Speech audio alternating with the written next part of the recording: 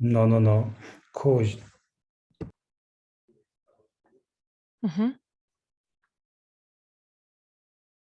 I will start at 3:01. Yes.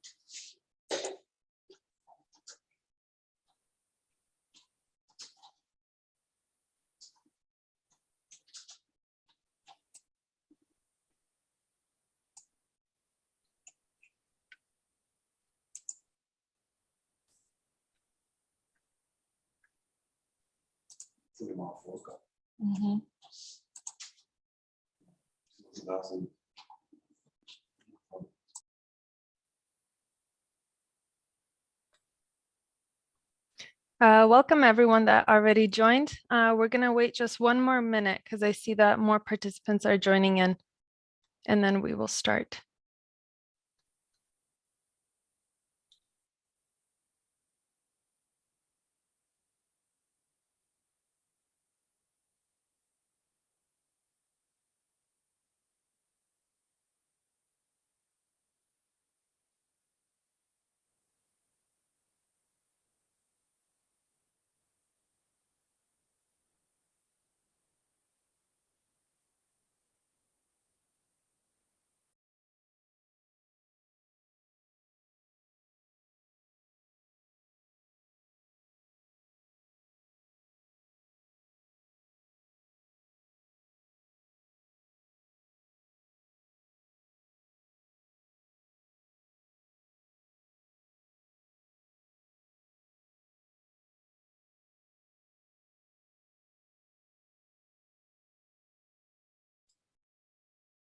Okay, good afternoon, and thank you all for joining us for the third CIVITAS Mobility Match session. My name is Elma Meskovic, and I will be your moderator today. I'm also joined by my colleague, Jordy Bosch, who will be providing technical support and keeping a lookout for your questions. So definitely keep these coming. Jordy, can you please wave to the camera so that we can see you? Great. Both Jordy and I are Sustainable Mobility Officers at ICLA European Secretariat, and we're based in Freiburg, Germany. We might still be waiting for some participants to arrive, but I think we should start as we have quite a bit to get through in the next hour and a half. Okay. As I mentioned, this is our third and final Mobility Match session. If you're interested in reviewing the materials of the first and second sessions, you can do so by visiting the CIVITAS Tool Inventory database. All presentations and recordings will be made available there, including those of this session. Today, we will focus on learning about 3 tools that can help cities foster and improve collective passenger transport. Here to present the tools and answer your questions are the tool experts themselves. We're very fortunate to be joined by Evangelos Janitsaris, Silke Lemoine, and Dr. Oliver Reuter. Evangelos is a research and innovation consultant and is part of the research committee of Aristotle University of Thessaloniki, specifically the Transport Systems Research Group. Prior to that, he worked as a deputy project manager in the Horizon 2020 CIPTEC project and was involved in the development of the CIPTEC crowdsourcing platform, which he will be introducing us to shortly. Silke Lemoine works as a communications consultant at the City of Antwerp, and her work involves online and offline content development related to the Smart Ways to Antwerp project. The Smart Ways to Antwerp project aims to help people reach the city safely, easily, and more effectively, or more efficiently. A multimodal route planner was launched by the project as part of this effort, and Silke will guide us through how it works and what its impacts have been. Oliver is a senior scientist at the Institute for Transport Studies at Vienna University of Natural Resources and Life Sciences. His research deals primarily with transport modeling and planning, public transport and transportation economics. He was the project coordinator of the Smart Move project, which sought to increase awareness in the use of public transport. Today, he will share key insights from the Smart Move report on how to promote rural public transport through active mobility consultancy. So the program looks as follows. It's very similar to how it was for the previous two sessions. Namely, after this introduction, we will hear 15-minute presentations about the tools from our speakers. Each presentation will be followed by a 10-minute Q&A session where you will be able to interact directly with the speakers and ask any questions you may have. After that, sorry about that, I pressed by accident. After that, we will conclude with a short wrap-up and a mention of the next steps ahead when it comes to the CIVITAS Mobility Match sessions. But before we jump into the tool presentation, let me quickly remind you that this session is being recorded and it will be published online. So if you don't want to be included in the recording, please write to myself or Jordi in the chat during the session or simply email us right after. When it comes to engagement, please know that we welcome you to ask any questions and make any comments you have throughout this session. Of course, online meetings may not always be ideal, and many of us are probably yearning for opportunities to meet in person again. This was unfortunately not possible for this session. So I therefore ask all of you to please keep your cameras on if you are able to. This way we can at least pretend we're sitting together, and it's always nice to see your faces. The camera button you should see on the at the bottom of your screen. To ensure a smooth session, I also ask everyone to please remain muted unless you're speaking. If you would like to make a comment or a question directly, raise your virtual hand by clicking on the reaction icon, and I will then call on you. As most of you are probably already familiar with Zoom and know, you can also type your questions and comments in the chat. To do this, simply click on the chat icon at the bottom center of your screen and a pop-up will appear. So yes, this is all from my side. I think I've spoken enough already. And now I welcome Evangelos to the floor to present the CIVITAS crowdsourcing platform. Evangelos, whenever you're ready, we're ready for you. Thank you, Elma. I will share my screen now.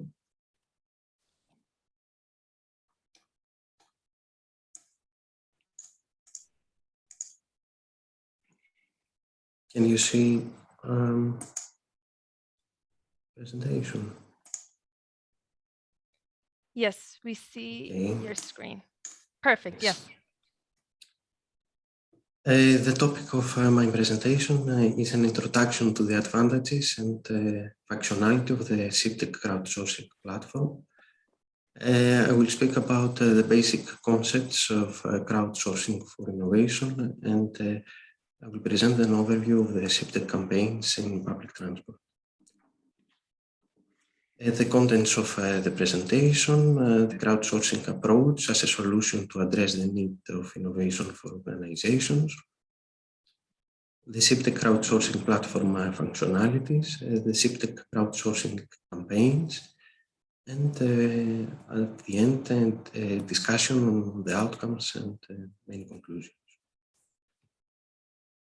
Public transport companies need to innovate in order to increase the range and improve the quality of their services, to increase the market shares and enter into new markets, and in order to add flexibility and reduce costs.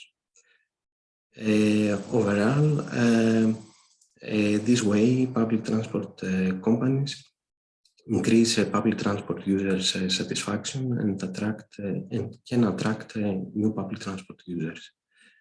At the same time, they face some problems in order to approach this target: the lack of funds, the high cost for innovation, and the fact that often the users' needs are neglected. However, without innovation, organizations die over time, So they have to incorporate approaches that they will allow them to innovate. Crowdsourcing concept is such an approach. Is about taking a job traditionally performed by a designated agent, usually an employee, and outsourcing it to an undefined, generally large group of people in the form of an open call. Crowdsourcing is not a new concept. Examples have appeared many times throughout history and long before the invention of the internet.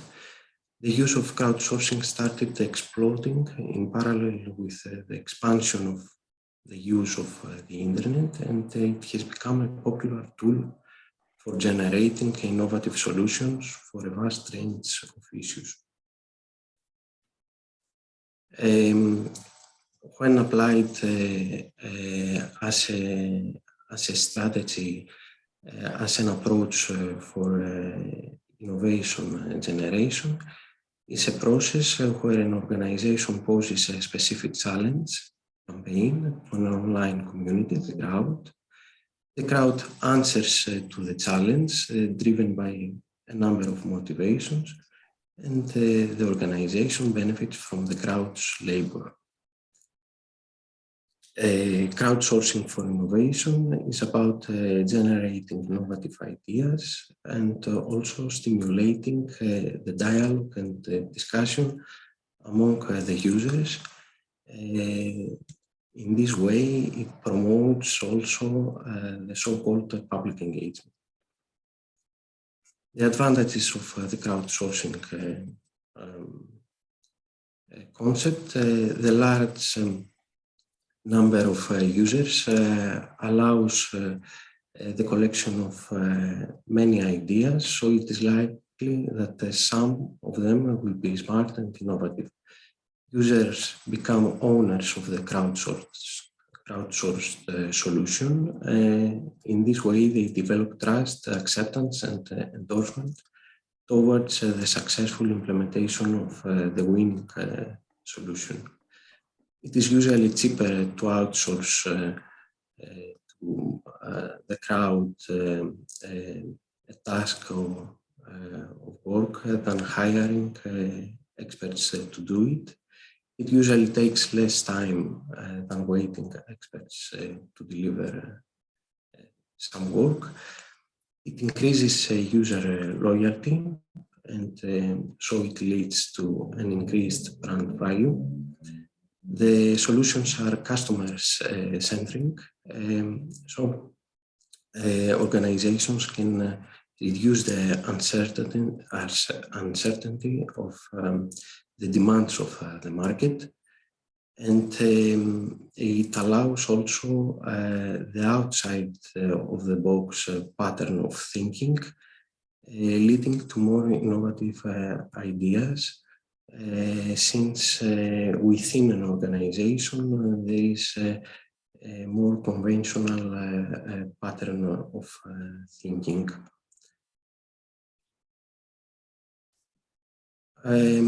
Also, organizations have to consider some risks. The loss of competitive advantage, since usually everything is publicly available.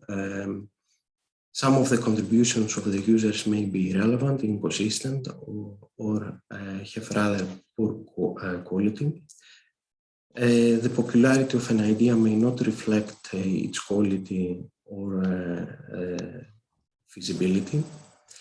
The crowdsourced solution may not be representative because not all users are technology savvy, which may have an impact on market uptake.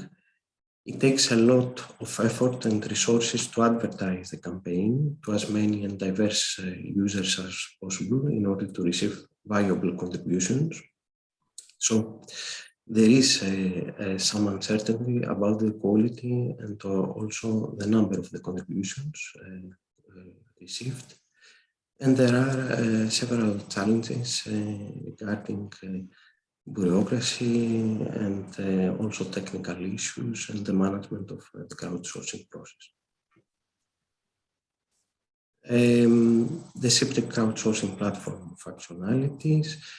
A user should register in the platform using either his or her social media account or an email.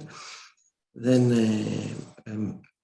the user can log in the platform and either submit an idea or comment or rate an existing one. This is the workflow for the prospective users of the platform. The home page of the platform, the interface, the registration field, the template for the submission of an idea, title, short description, full description, categorization according to some criteria, viewing ideas already submitted. This way, a pool of ideas is created and operates as an open market space of ideas, rating the ideas, commenting on them. And also this is the interface for the administrator who is responsible to accept and approve an idea before becoming public in order to avoid spamming.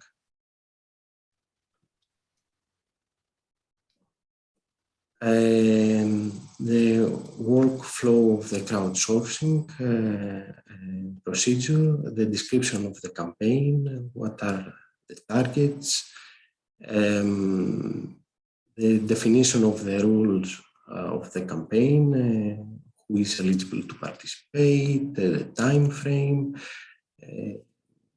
some issues related to intellectual property, the releasing of the campaign. An organization can create a platform from the scratch or use an existing solution or use an open source platform and customize it appropriately. The advertising of the campaign is a very crucial step in order to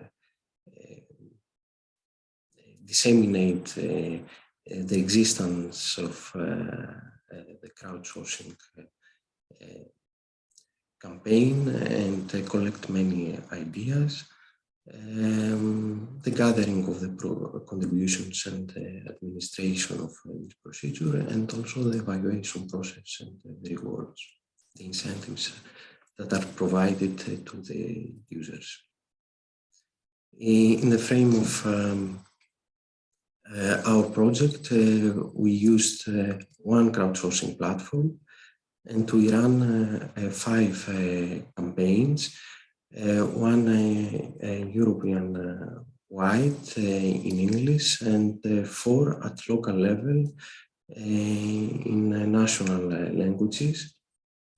In the Greek context, it was launched by Youth, and in the rest 3 cases, the campaigns were organized by the responsible public transport bodies at local level. Some figures for our campaigns. You can see that the number of concepts collected varies a lot among the cases. The more successful ones in terms of the number of ideas collected were the Thessaloniki campaign and the campaign organized at Rotterdam. Also some other figures indicating the usage and of the platforms by the users, the number also, the registered users, the number of IPs collected, the page views. I will comment on them later on. The evaluation can be based on the user rating or on an expert committee, or in a combination of these two approaches. The rewards were tablets or public transport travel card. In the case of Rotterdam, the organization can choose to adopt the idea and also fund the implementation of the winning solution. The motivations of the users to participate in these campaigns include the fun of participating, the benefits for one's career, the public recognition, the financial rewards or gifts, and the satisfaction of having your idea realized in practice. Evandro, sorry to just cut you off. We're already at 3:21. If you could wrap up in the next 3 or 4 minutes, that would be great. Yes, thanks. An example of a winning idea at the case of Rotterdam was the proposal of a public transport seats app that indicates the availability of free seats on a train. Some photos from the dissemination campaign of the crowdsourcing process at Thessaloniki. And I will go at the outcomes. Some qualitative outcomes, both offline and online dissemination are required. It's more difficult for some population groups that are not familiar with internet to participate. Submissions may seem as complaints without providing any special solution. You may face some cheating incidents by creating fake accounts in order to vote multiple some ideas. There are some approaches to mitigate this problem. For example, the establishment of an experts judging committee. If you implement a national-wide campaign, it's better to focus on a specific problem or pose a specific question to the audience and not a generic one. I will skip this. And the concluding remarks, public transport is an ideal field for the implementation of crowdsourcing, as public transport sector is usually the largest employer at city level. Crowdsourcing can mobilize the citizens, making them active contributors of the decision-making design process for the public transport. It's more difficult for the end users to participate in campaigns of general purpose. Cost-benefit aspects of a crowdsourcing campaign are a tricky task, and the crowdsourcing platform could comprise a space for dialogue among users and relevant stakeholders. Thank you.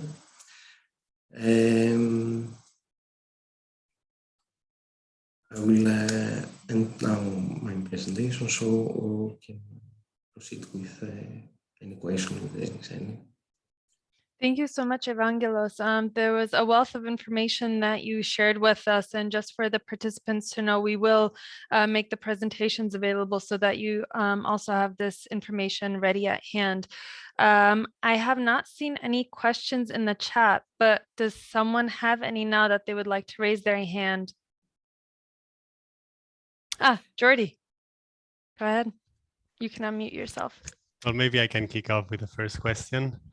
Thank you, Evangelios, for the presentation. I was taking some notes, and I would be interested to know if do you have data about the engagement of the citizens throughout the campaigns? Like you see that you told that the citizens can register and can support the campaigns online through your platform.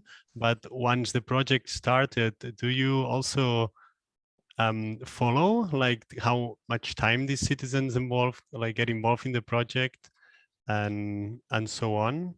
And also another thing, I would like to know if CIVTEC also provides support with providing then, I don't know, with helping them to organize like real in-person meetings, to provide also software support, to have online meeting and this kind of organizations. The citizens are expected to participate and to be involved in this process. The campaign is addressed to them, to any citizen interested to submit a contribution. The better the incentives that are provided, the better quality of the submissions will be.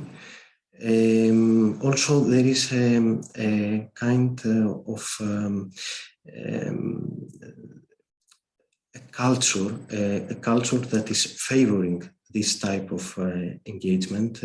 For example, in the case of Rotterdam, the organization, MRDH, was organizing such initiatives also in the past. So there was a kind of culture within the society that is favoring the participation and the engagement in such a procedure. The campaigns could be combined also with in-person, if I have understood well your remark, with in-person and face-to-face meetings. And these can be a combination of initiatives using the so-called collective intelligence. In the frame of the project, we had to organize also co-creation workshops. So we combined the crowdsourcing with co-creation, and this also allows some people that are not familiar with the internet technology, for example, the elderly, to participate this way and feel that they are also contributing to this process. We had received in Thessaloniki some letters from elderly people that they couldn't participate through the platform, but they wanted to contribute with their own way. And after the end of the project, now we can provide the platform, and also in cooperation with the university, in cooperation with another partner of the project that developed the technical part of the platform, can offer also more advanced services for any town, city organization that would like to design and launch and organize such a campaign. It's not only about the platform. The most difficult part is the campaign itself, setting the goals, defining who is eligible to participate, disseminating the campaign in order to ensure a high level of participation, etc. Thank you. And I really like this comment that that you made, that it's really inclusive in the sense that it also invites people who's not very IT friendly or like on virtual friendly to also participate in the campaigns. Thank you, Evangelos. Thank you.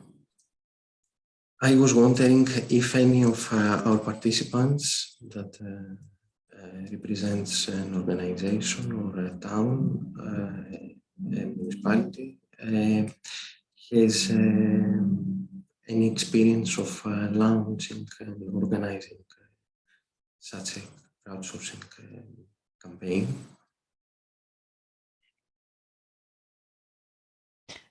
Yes, maybe to the participants that we have. I see a few of you have the cameras on, as well as those who don't. If you can share any insights, maybe if you've never even had a crowdsourcing, maybe what are some reasons behind that decision not to have it? Are there plans to have it in the future? But also those who have had crowdsourcing, if you can add some information how that went and what some of these findings were.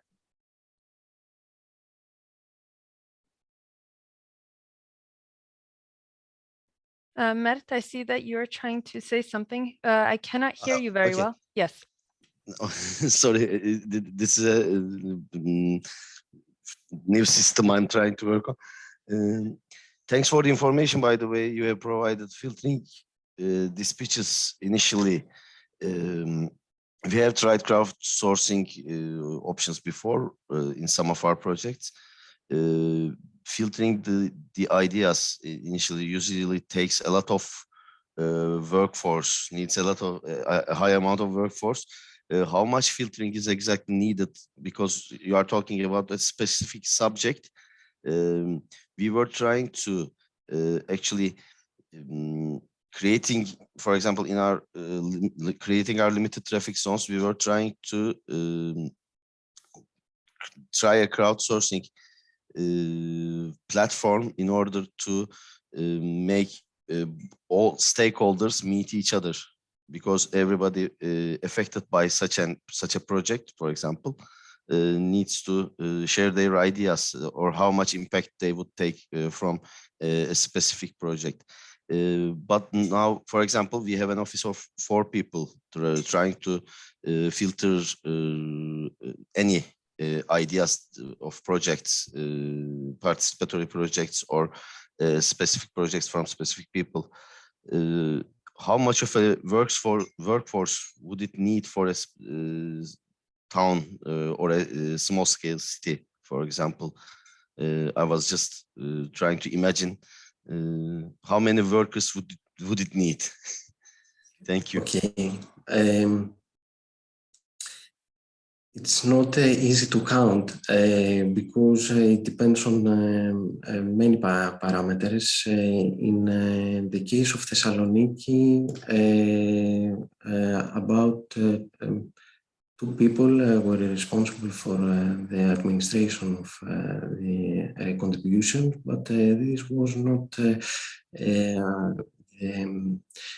only job and the only task that we're responsible for.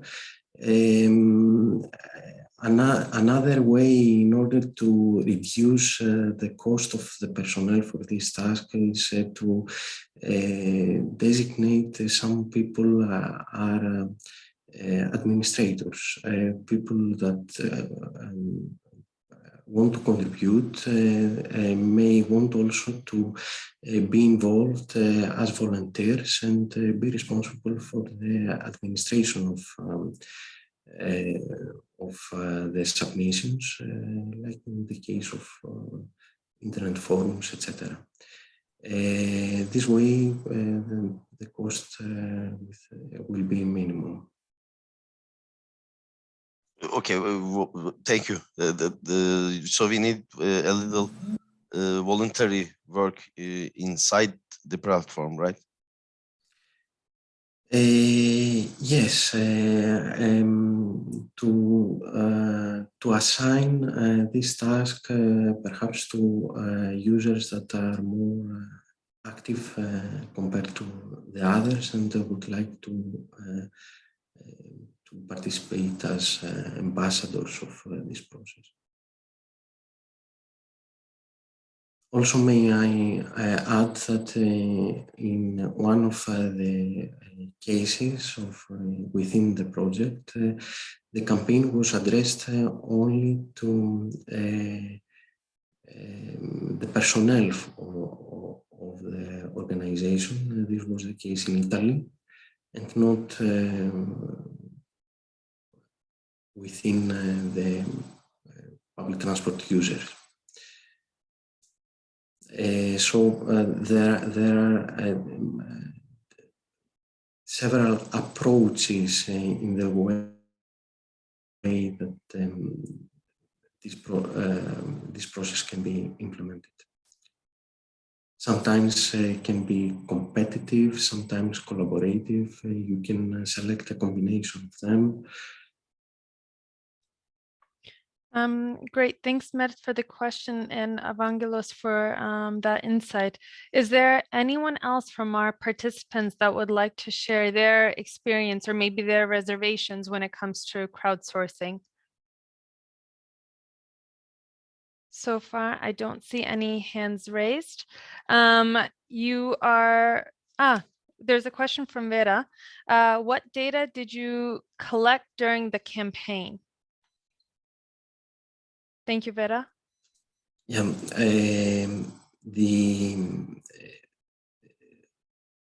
the target of the crowdsourcing in our case was the promotion of innovation. So the concept was that we will engage the crowd, the public, to submit innovative ideas. The data were text in the form of text, qualitative data. In some cases, a picture or a figure. It wasn't about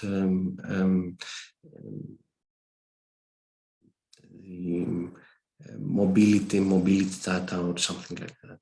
It was in the form of qualitative data and text mainly.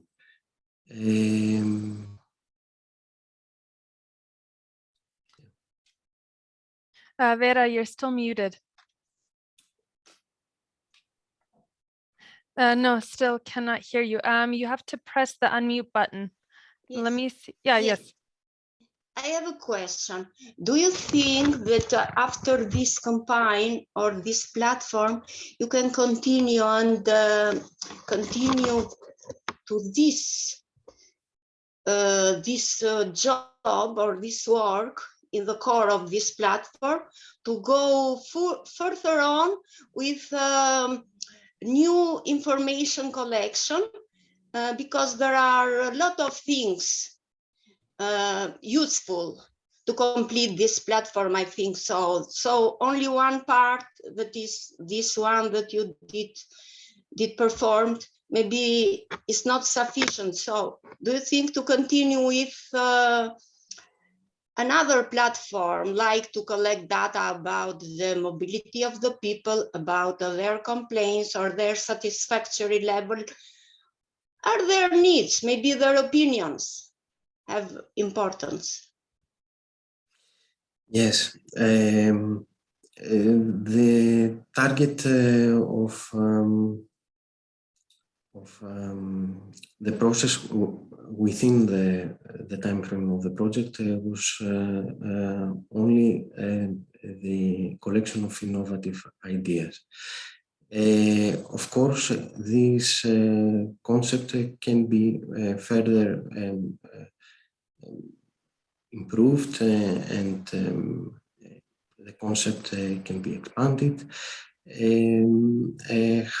However, in any case, the The goal of any campaign that will be launched should be clearly defined and very specific. And this was also a lesson learned that the purpose of the campaign should not be very generic, should be narrow, and the incentives should be attractive in order to ensure a high quality of submissions. Otherwise, the contribution will tend to be more like complaints, and this wasn't our initial goal. Of course, the concept of crowdsourcing has been used in many cases as a process to gather complaints, and this is something usual within the organizational operation of the public transport bodies. But our purpose was to stimulate the innovation and creativity of the citizens, and this differs compared to the collection of simply complaints, and it has to be organized in different and properly organized way. Thank you, Vera, and thank you, Evangelos. If there's any more questions, please write these in the chat, because if there's time in the end, we can always refer back to these. I am aware we're a little bit behind schedule. However, I promise you we will still make it to finish on time, because the wrap up will not take as long as it was initially expected. Now, without further ado, I would like to offer the floor to Silke, who will present Antwerp's multimodal route planner. Yes, thank you, Elma. I'll start sharing my screen. So hello, everybody. As Elma said, I'm Silke from the city of Antwerp in Belgium, and I'm going to talk to you about our mobility solution in the form of a route planner that we also implement on desktop and app, and our mobility map. I'm just going to start with the why, which I think is always really important, like why launch a project, and this is specifically a very big project. Well, the city of Antwerp was facing a lot of huge roadworks since 5 years ago by connecting tram lines between the port of Antwerp and the city center, but we're also going through major roadworks to make our ring road a fully circle, which isn't at this point. And because the roadworks were going to have such a huge impact, we knew we had to move to a modal split of 50-50, which is, as to say, only 50% of all transportation can still be done by car in our objectives, and the other 50% or more, if possible, should be done in a more sustainable way, which can be walking, cycling, shared mobility, public transportation, or even working from home, which we've all seen the past 2 years is a really good way to avoid the traffic jam. So this was the main goal, which was at that point really ambitious, but I'll share with you the numbers in the end of the presentation. That's why we launched a lot of measures, so a lot of hard measures. We expanded our bike network. We've built several huge park and rides around the city center. We've launched multiple shared mobility solutions, from biking to mopeds to shared steps. And we've also connected the tram lines and expanded our tram lines in the city. So that's for the hard measures. And the part that I'm going to talk to you about today is more the soft measures. So we launched the platform Smart Ways to Antwerp a couple of years ago. And we focus on several things in our soft measures, which is an employer's approach, where we give travel advice to employers and give them solutions. We do campaigns, a lot of big communication campaigns. We help mobility providers and services like MaaS, Mobility as a Service, to connect their services to each other. But we've also launched a really big route planner and map on our website. And then a question we get a lot of the times is, why would you start building your own route planner? I don't know how it is in your countries, but in Belgium, a lot of people use Google Maps and Waze, but there's also plenty of other apps and navigation systems available that everybody is familiar with. But the thing they missed all was to combine different transportation modes in one route. So, well, in the meantime, Google has catched up with us a little bit. Sometimes we think it's funny how we launched something and half year later, Google has it as well. But what they did in the past was you go from one point to the other, and then you choose one method, or you walk, or you bike, or you take the car, take public transportation. But let's not make it too complicated. Let's not do something everybody does already, like take your bike to the bus station, take the bus, and maybe for the last mile, you can use a shared bicycle from the city, which is how a lot of people move already. But you need to know about it. You need to be familiar with it. There's a lot of options, and a route planner that combines all of the options is just a really handy way to show to people who are thinking about moving to sustainable mobility, how can I do this for me personally to go from my work point A to point B in a different way. So as you can see on this slide, these are all the filters that our route planner has, which is, it could be a bit scary at the start, but a lot more than the traditional route planner. So you have your obvious options, the public transportation, which we divide in tram, bus, and train. Car, we've put in taxi. We have water mobility, like water taxis, since 3 years. We've put a difference between bicycles, electrical bicycles, and folding bicycles, because you can take a folding bicycle on a lot more public transportation for free instead of a regular bicycle, which you can only take on a train and which costs more. And we've added all of the shared mobility providers that have been able to connect with us so far. And on the right side of the screen, we've also added the option to filter on which provider you prefer, because it could be that you have Velo, which is the city shared bike system, year pass. So you always want to see possibilities with the Velo rides, or you prefer one shared scooter over the other because of pricing or because of where they are available in the city. And that's how people can personalize all the filters, all the options. I sometimes call it a diamond, because you start from one point and you go to the other, but in between there's a huge range of possibilities. And to help people, sometimes you need to personalize it and then highlight all the best options in between the diamonds to get to your end point. So to give you an example, this is what the route planner looks like nowadays. To go from one bigger city in Belgium, which is called Mechelen, to Antwerp.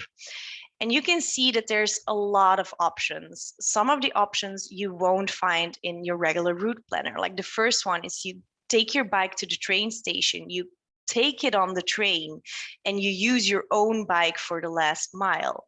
Or you walk to the train station, you take the train and you take a shared bicycle for your last mile, or a shared scooter. And which you can, something you can also see is here the 31-minute option is the car option. And if you look closely, it is the fastest option, but we won't put it on top of the list. We will also add a warning about the low emission zone. And we will also try to like nudge people to look at all the other options before seeing the car option in the line. What we've also added is like small nudges for people, like price. Okay, that's not a small nudge, that's for a lot of people a big nudge, but also calories or the steps you can take. In Smart Ways to Antwerp, we've defined several persona, and we know we can nudge different persona in different ways. Like people that go to work every day by car, have a high-end job, management job, they oftentimes really want to be sporty and work out a lot. So the step count or the calorie count could be for them a way, oh, maybe for me it takes more time to travel, but I might not have to go to the tennis court later tonight because I can burn calories commuting to work. Those are small things we try to incorporate in the route planner. And if you look more closely to some of the routes, you'll also see we try to put in as much information as possible that could come in handy for our users. For example, for the train segment here, you'll see this is real-time data, so real-time updates on when the train will arrive and if it will run late, but also for the shared scooter, the battery of the scooter and the range of the scooter. So if you'll make it to your endpoint with that specific scooter, also in real time in the route planner, which is updated every several seconds. And then, as I explained for the car segment, which was ranked lower than other route options, what we do with our route planner is we actually try to incorporate the mobility policy that we have in Antwerp in the most subtle way as possible. So we have defined for all of our commuters, but also for all of our people coming to Antwerp, if you have a route that is under 2 kilometers, we will always promote walking as a first option. Every route that runs under 7.5 kilometers, we will promote bicycle. Under 15 kilometers, electrical bicycle, and so far. And that is how we rank all the different route options.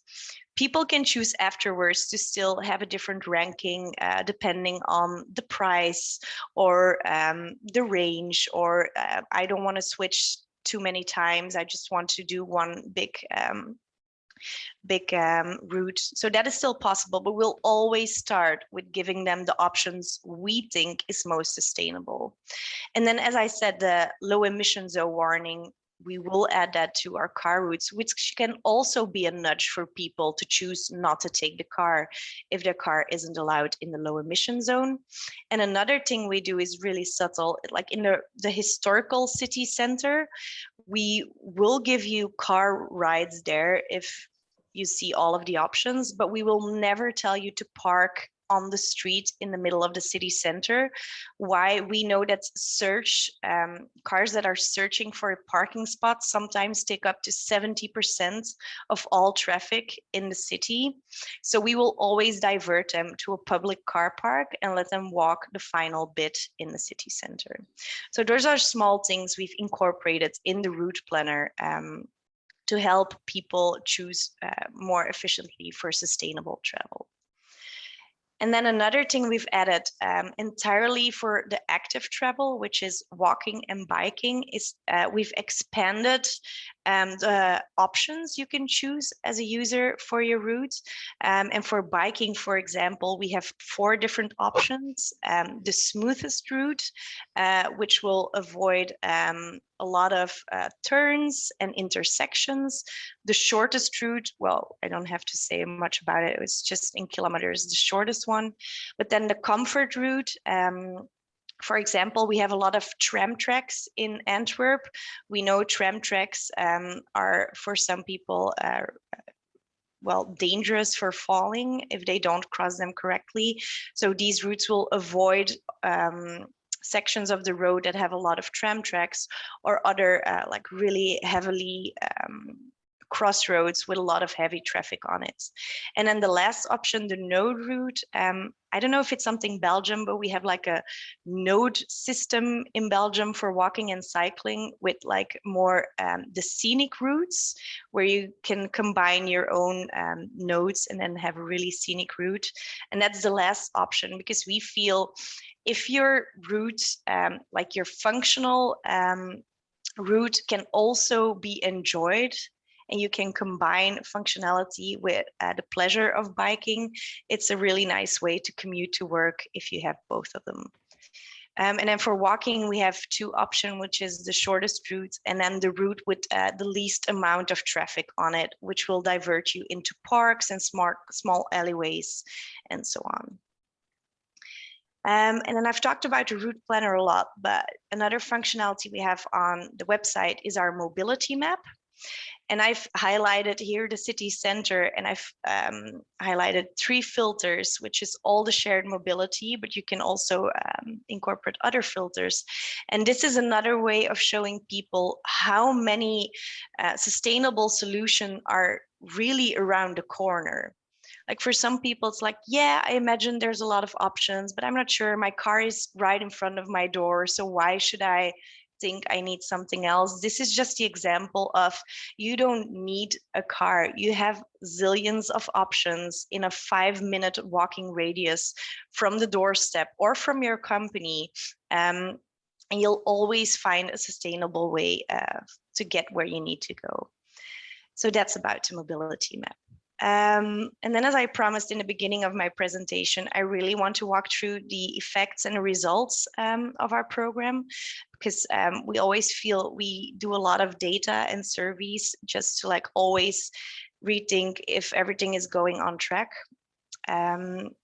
And for the site visits, well, COVID year was a special year, so I think everybody can see that in their numbers.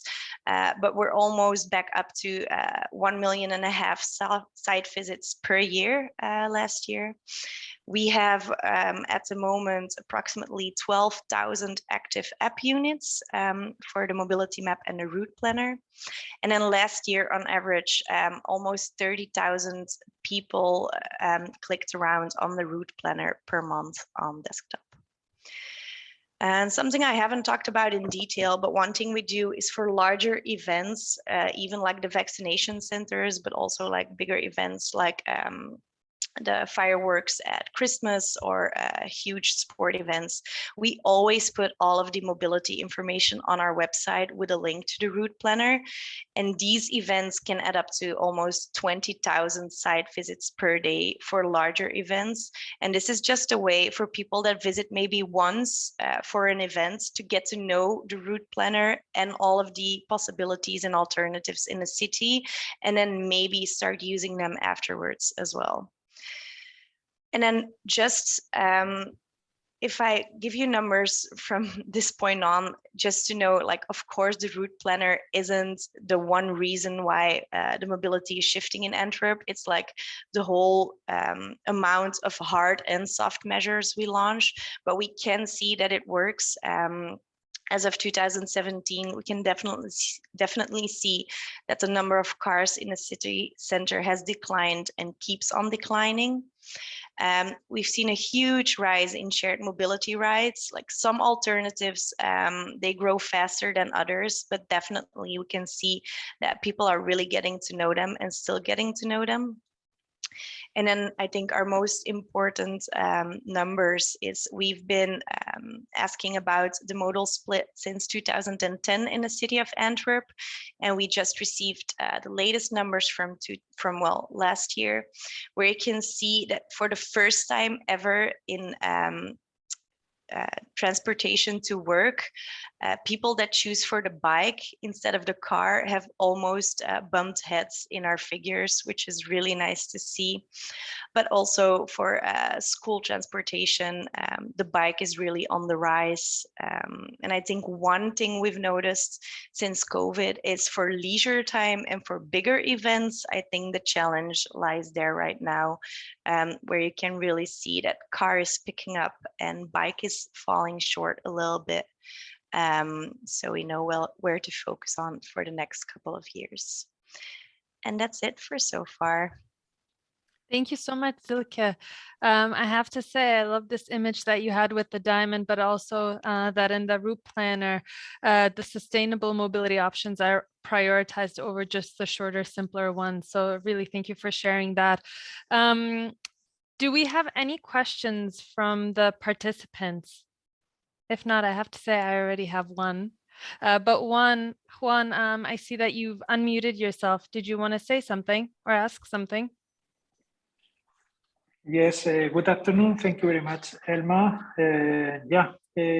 I would like if this application has been developed as an open source selection of it's a commercial application. Yes, and congratulations. Yes, because this integrated approach is really innovative and really powerful. So thank you very much and congratulations.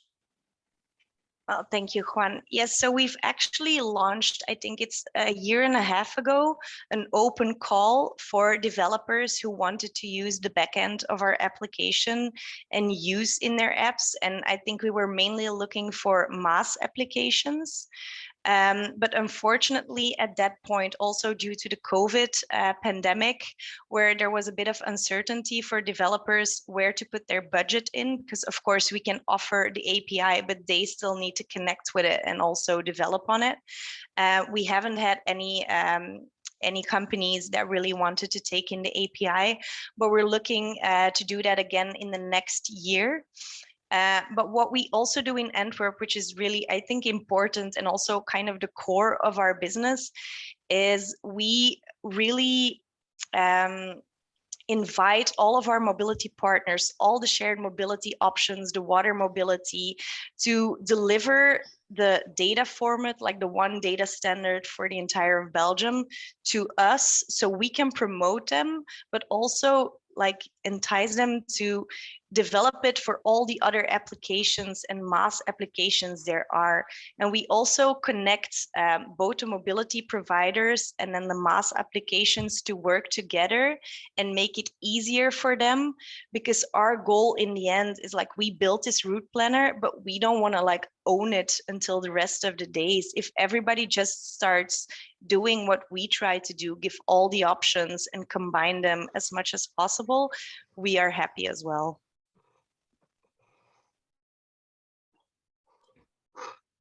Great, thank you so much. Mert, I see that you also had a comment in the chat. Maybe if you want to unmute yourself and share with us. Actually, Juan asked my question in a more clear way.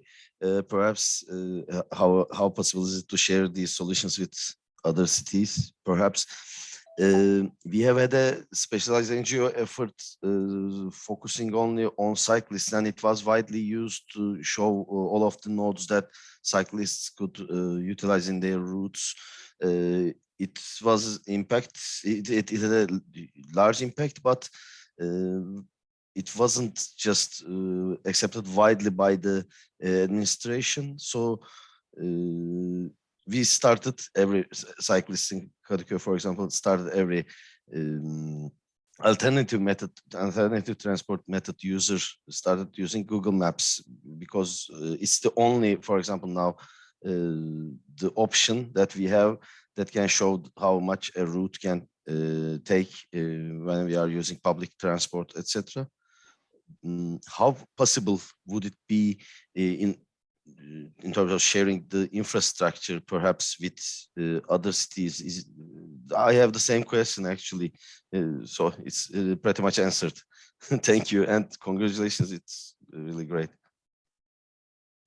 Yeah, thank you. I might want to add to that because like Google Maps is like really widely used, and sometimes we want to improve infrastructure on the data layers from Google, but we know it's a really long way. Like we give comments and we try to make Google adaptations, but it takes a really long time between the time we ask them to do adaptations and then it comes online. We work with OpenStreetMap, which is also like it's community based as well. It also takes some time in between asking to update stuff and then it goes online. But for us, it works way more efficiently. And also since it's community based, a lot faster sometimes than Google. And we are still trying to work out how we can even improve the collaboration between all of our data layers and OpenStreetMaps for the future. And what we also try to do is, especially for larger roadworks and really large events, we have found the communication persons with Waze and Google Maps, where we tell them in advance, like really about the major issues that will happen in the city. And those things they do take aboard because they know it will also impact their users. So in some ways you can work with them, but it's not always that easy. I agree, by the way. OpenStreetMaps is a much more community-based and efficient map. Is a city planner. I can easily agree with that. Thank you. Thanks for the questions. Yeah, keep them coming in the chat. Oliver, I see that you also raised your hand, so perhaps we continue with you. Yeah, thanks a lot, Silke, for the interesting presentation. Yeah, well, just two questions. One is about the data. This must be a huge amount of data, so you are collecting, and I wonder if you haven't any problem to get access to private-owned data, like you showed the battery load, for example, which normally are owned by private companies, so the provider of the scooter service, for example. So it's the first question. The second question is about ticketing, because I mean, when you talk about use your bike share or a shared bike and then use the train, of course you are confronted with different ticket systems. So do you have you considered to include a kind of all-in-one solution as well in your app? Well, for the first question, actually, specifically for the shared mobility providers, I think we were one of the first cities to implement it, but we have a license agreement. If they come to Antwerp and roll out their shared mobility, they have to sign a contract where they, first of all, share data with us. And it's like spread out in two types of data. One that we can really use on our website to promote them. And then the other set of data, which is private, because we don't want to share all of their internal knowledge with the world, more for monitoring and evaluation. So that's within the contracts. And we don't have that with all of the data sets we have, like for example, public parkings. We have some real-time data for some public parkings, but not all of them want to share it because it's kind of, if they're full, they still want people to come there. So that's kind of an issue. But also there, we try to move forward as much as possible where it's in the contract with us as a city. If they want to work with us, they'll have to share their data. And for the shared mobility providers, they also have to connect with minimum of 2 MaaS applications. So also there, we really want them to connect and then all within the same data center, because otherwise, if we all keep working on our little data islands, we'll keep bumping our heads in the wall like we've been doing the last couple of years sometimes. Yeah, but I mean, it's like living in paradise, because in our city, sometimes it's hard to get public transport timetable data easily. Yeah. So, but well, shared mobility providers are a bit more commercial than the public transportation sometimes. That's something to take into account. And then for the ticketing, yeah, we know from user surveys, like if there's one thing they're still waiting for is the one app that does it all. And we try to clear the road for 95% of their questions. But then when it comes to ticketing, we have to draw the line because we are a government and ticketing is for the private sector with the MAS application. And that is just the line we don't want to cross. But then for user friendliness, we do have the approximate price. We have a link with a button that goes through, like for train rides, for example, if you click on it, you'll end up on the right page with the end of the endpoint and the destination point already filled in. And we're launching navigation this summer that will also connect with the applications more efficiently. But ticketing and like the budget part itself is just not for us as a city to cover, and we'll have to leave that to the market. Excellent question, Oliver, and excellent response, Silke. Keeping with the time, I think, Oliver, if you're ready, the pressure is a bit on you. If you can stick to the 15 minutes, that would be great. I try to do my best. Yeah. Okay, great. So then let's move on. The tool I'm going to present is based on an EU project called Smart Move, and it's dealing with the question how to promote rural public transport through active mobility consultancy. So as I just said, just 2 figures about the Smart Move project. So in total, we were 11 partners, and the experiences were based on 8 implementation areas, focusing on public transport mainly in rural or peripheral areas. And as you can see on the map, we try to cover a wide range of geographic framework conditions, so from Portugal and Spain in the west to Langadas near Thessaloniki in Greece, and some German cities, some cities in Poland, and of course then there were 1 demo site in Austria as well. And the project was co-funded by the Intelligent Energy Europe program of the European Commission, finished in 2016. So what were the overall aims of, or what are the overall aims of the active mobility consultancy? Clearly, first of all, to increase the number of public transport users in these particular areas, because I mean, we all know that in particular in these areas, people sometimes even don't know that there is a public transport system, or where's the next station, or as we just discussed, how to get a ticket and all these things. And at the same time to raise the awareness towards public transport. And the crucial issue, and I will come to that later on in more in detail, the crucial issue is to raise the awareness to individualized information, not only to spread information, but to try to provide personal, individual information for the residents. Third aim was to receive feedback by having a kind of participatory process. We of course try, and I think it's a bit in line with the presentation, with our first presentation of Evangelos.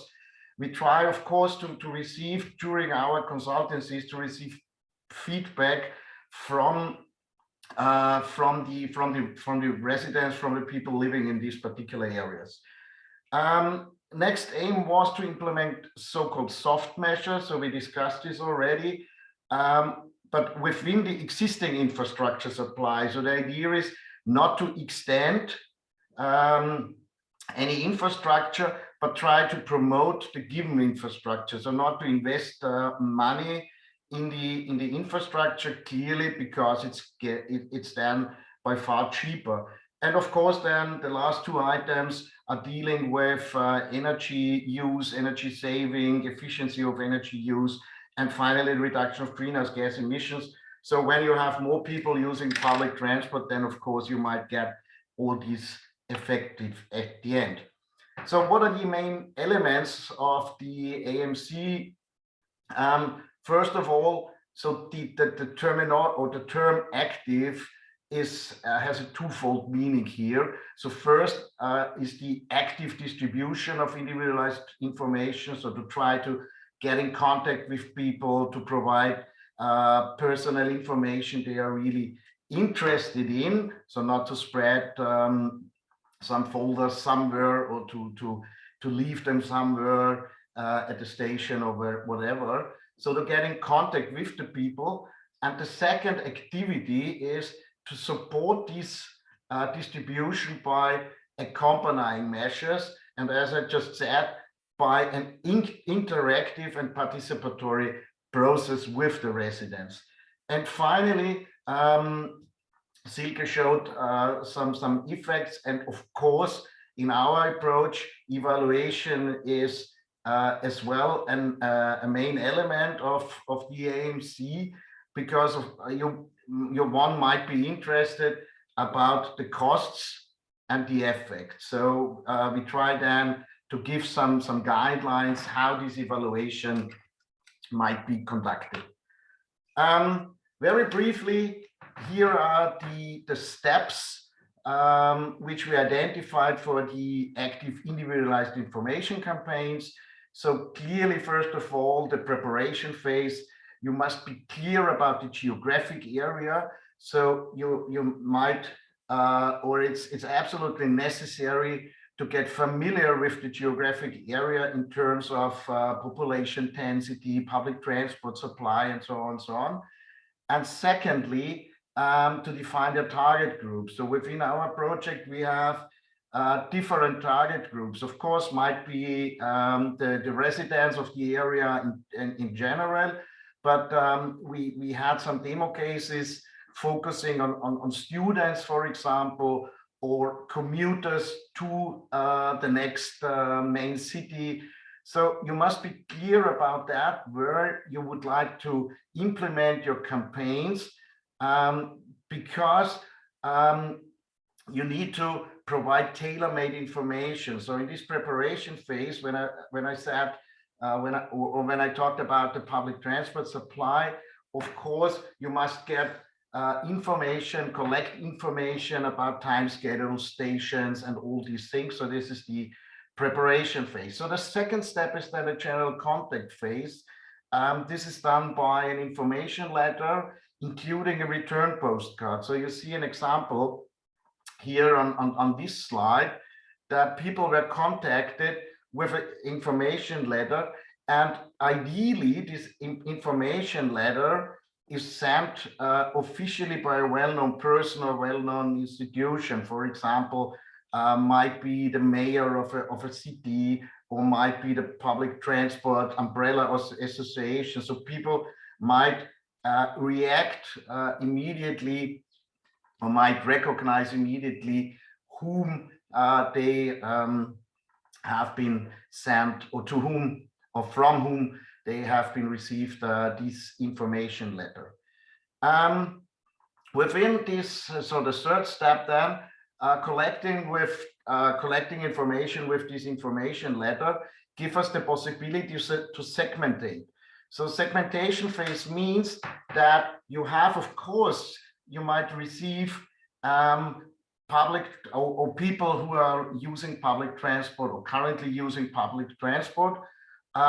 So this third step is to identify potential participants in the campaign, because once a person is using public transport already, so you do not need to give them individualized information or tailor-made additional information. So you have to clearly segmentate in this third step whom to contact with which information.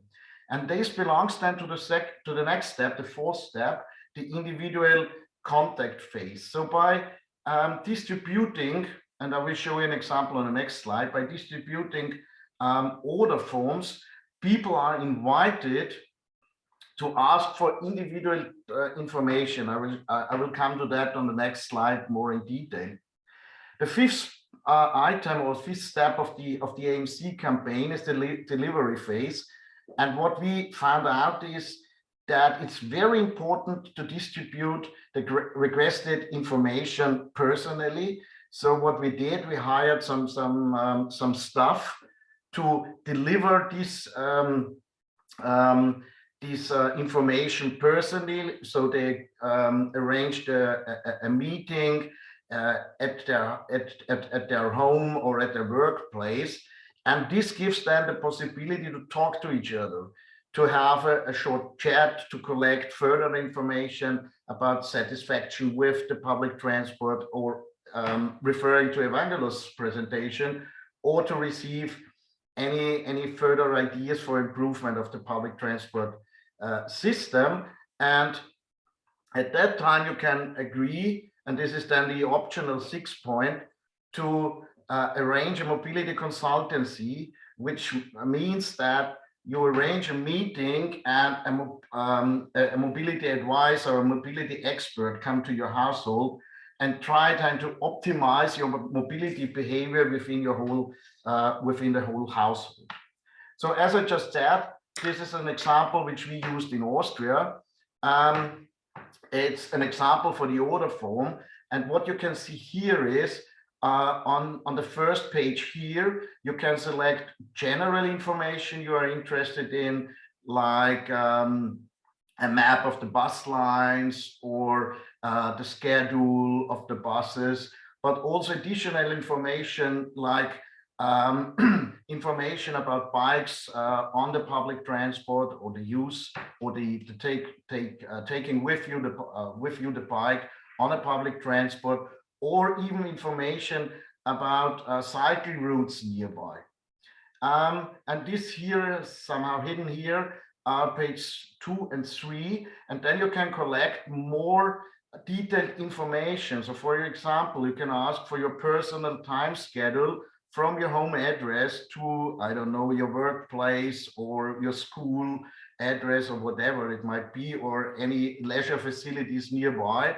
And then you can select the time, the day of the week, and all this information. And as I said, by delivering then this individualized information personally, you can introduce then the person to these alternatives for their current mobility behavior. Additionally, we included a cost comparison for this origin destination here. That so you're able. This is done by us or the provider to calculate the average costs when using the car in comparison to bus or train. And finally, of course, we identified them by knowing the home address. We identified the nearest station, and people then can ask for the time schedule or a map around at your destination or whatever. What I've not mentioned before is that in addition, we provide some giveaways. So like an umbrella, a USB stick, a pocket lamp, and all these things. So just to motivate people, or a kind of goodie. I talked about these accompanying active measures. So we saw that it's one step is this individualized information, but additionally it needs these active measures in a way that you get people more on board, to have more events organized where you can get in close contact with the people. Why? Of course, first of all, to inform people, additionally to raise the awareness, but also by talking to each other, to have this dialogue, by receiving feedback to the current situation, or of course to their needs.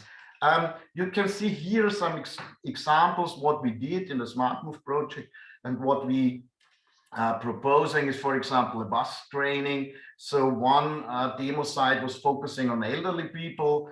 So they work together with elderly people, and they show the people how to reach the station, how to read the time schedule, how to get the ticket, and so on and so on. of course, then some tryout sessions where people were given a daily pass for the a daily ticket for the public transport. And what was really a main important item was this organized city audits or civic participation at local events. So to get people on board, to have these, as you can see on this picture here, to have people to discuss to each other, and of course to try then to motivate people with different social demographic backgrounds. So younger people, elderly people, retired people, people who, employed people, and all these things, just to exchange then within these audits, to exchange needs and experiences. Not to forget, of course, the education to pupil, because to pupils. So we were in different schools, and of course then we try to give some information about sustainable mobility, about alternative modes. In this particular case, walking for the last mile, or walking to school, or using the bike to go to school. So this was an activity which we implemented in the Smart Move project. A few items to the evaluation. Clearly, one is interested in the quantification of the success. So how to define success. So we give some ideas how we would recommend to quantify the success of your campaign. So first, the evaluation of the process of the campaign, meaning that, of course, during the campaign, you have, and I showed you that previously, you follow these different steps, and we call that in a way the process evaluation. So where in these steps, following these steps, where were some problems, some barriers, how many money has you spent to get some information, or as I told you, how expensive it was to hire some staff for distributing all these materials. So this is process oriented, but on the other hand, of course, then to identify the effects, you need current mobility data, so the so-called ex-ante survey, and you have to collect behavior changes. So you have to ask people, what have you done, what have you changed? And additionally, so these are based on surveys by asking people. And finally, to collect, which is, I think, the most simplest way, to collect the ridership data before and after the campaign. So here then some results of our campaigns. So up to almost 90% of the people feel better informed. Clearly, considering the areas where we implement our campaigns. So as I said at the beginning, some people even don't know that there is public transport or a station somehow. 36% feel motivated, and 16% are using the bus more often, simply by providing this information. All in all, and this is what I just said, we got an increase in passengers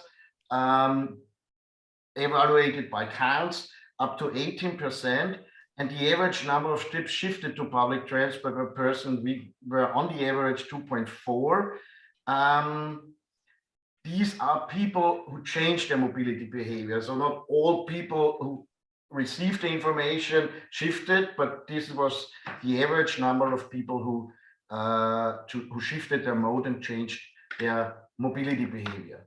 So Oliver, finally, sorry to cut you off. If we can wrap up in the next 30 seconds. Yeah, we can do that because I'm on my last slide. Mm-hmm. So with the tool, we show that just by developing, implementing, and evaluating, you're able to receive valuable success. Of course, you can achieve then benefit not only for the public transport operators, but for the public authority as well. And two final items. These approach need to be tailor-made, so it need to be adapted to the specific needs in the area.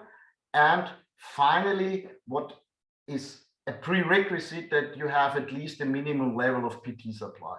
So you cannot spread the information where there's, let's say, one bus a day or even less, one bus a week. So it doesn't make sense. So this is what I just tried to say with the preparation phase, that you have to identify an area which it really does make sense, even in rural areas.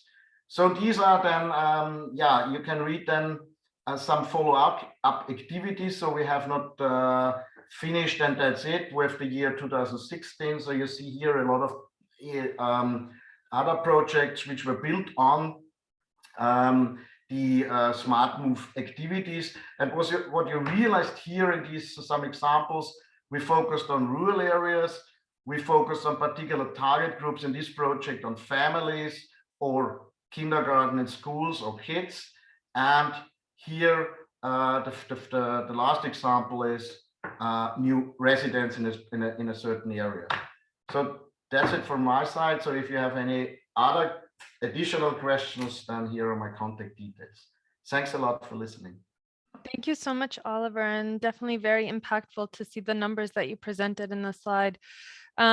We don't have so much time, but is there anyone from the participants that has a question that they want to ask Oliver? Yeah, Jordi. Well, yeah, if no one else wants, I have a question, Oliver.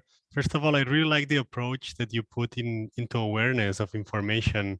I think I also agree that this is one of the biggest obstacles that we have in the countryside for public transport. I would like to know, maybe it's also interesting for the rest of the cities to, if you have some good example of the soft measures that you implemented for the project that helped really, that you could see that they really made a change on the user's behavior.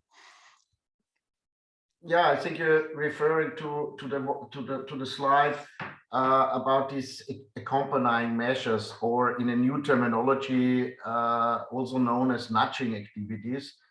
And I think it's definitely, so you have a great variety. It's a kind of toolbox, so you can choose whatever you want. And there is not the one and only solution to say this is the best one, or there's not a ranking.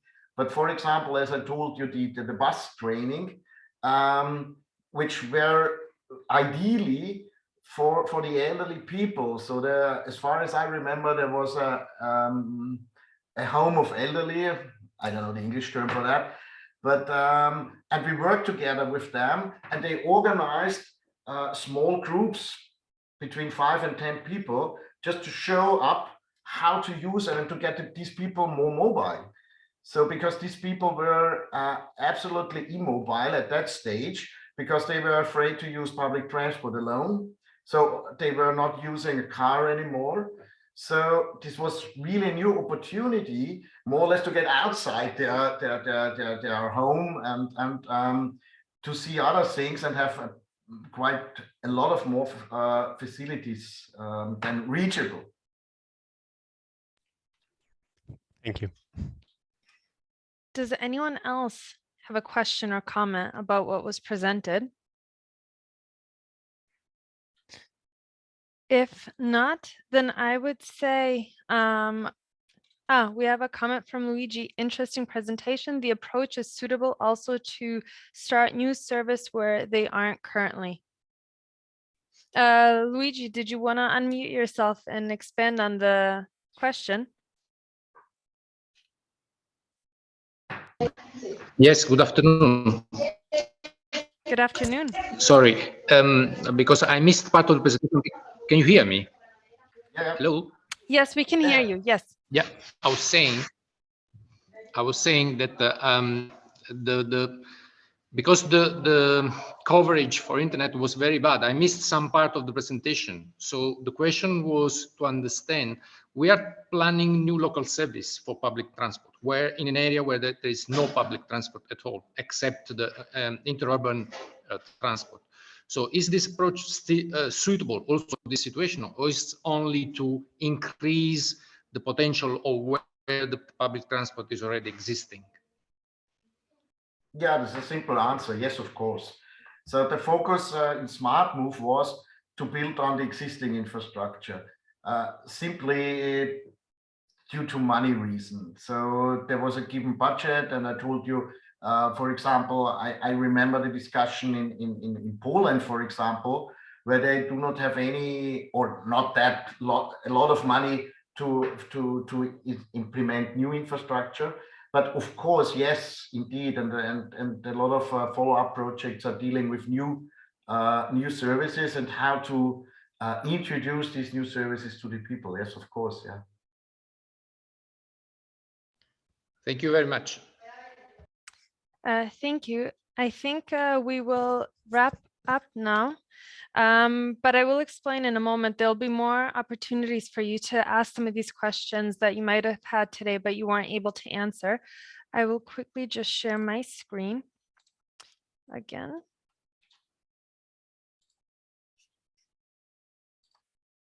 Can you see it? Great. So yes, thank you again to our wonderful speakers today. I definitely learned a lot from you, and I think the cities, I think it's safe to say the cities did as well. For the participants, as we did for the first and second session, we have developed a short survey where we ask you for your feedback on the session, but we also give you an opportunity to write down any other questions you have for the speakers, and we will then forward these questions to them once we have the feedback forms. The survey is very short. It should not take more than 5 minutes to complete. And this time around, because of course this is the third and final or potentially final mobility match session, we also give you room in the feedback form to indicate whether you would be interested in having, let's say, a fourth mobility match session. And if so, we also give you space to indicate which thematic area.